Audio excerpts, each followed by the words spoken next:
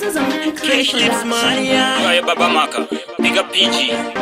Ukoma kombe. KG, Kiki Iza business mkombe. Cash lips city. Abda rusape misei. Jana Star Missy.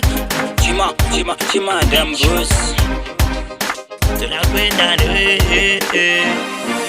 Tinodakwenda newe, tinodakwenda newe, baby girl that tinodakwenda newe, andikusiye kwenda newe, tinodakwenda newe, tinodakwenda newe, baby girl that tinodakwenda newe, andikusiye ndwenda newe.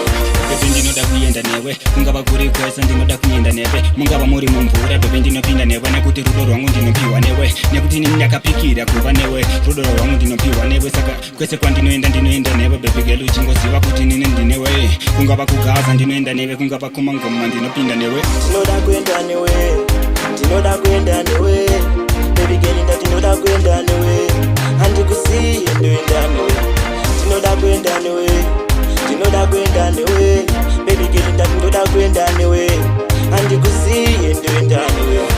Baby ndiwe wandinodihiziza, wanendonda nondinziziza, usavatore vane gudu vanoda kuti pesanisa, vanozhanje vanoda kuti kuisanisa, ndokutwasta baby girl usafe wakandirasisa, usatembe nemoyo wangu usafe wakafarisa,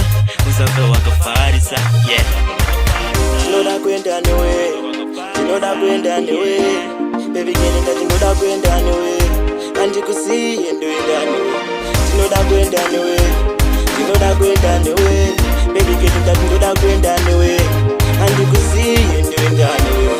Bebe ndinoda kuyenda newe, kungaba kuri kwesa ndinoda kuyenda newe, mungaba muri mumvura bebe ndinopinda newe, nekuti rudo rwangu ndinopiwa newe, nekuti nini ndakapikira kuva newe, rudo rwangu ndinopiwa newe, saka kwese kwandinoenda newe, bebe girl uchingoziva kuti nini ndinewe, kungaba kugaza ndinoenda newe, kungaba kumangoma ndinopinda newe. Tinodakwenda newe, tinodakwenda newe,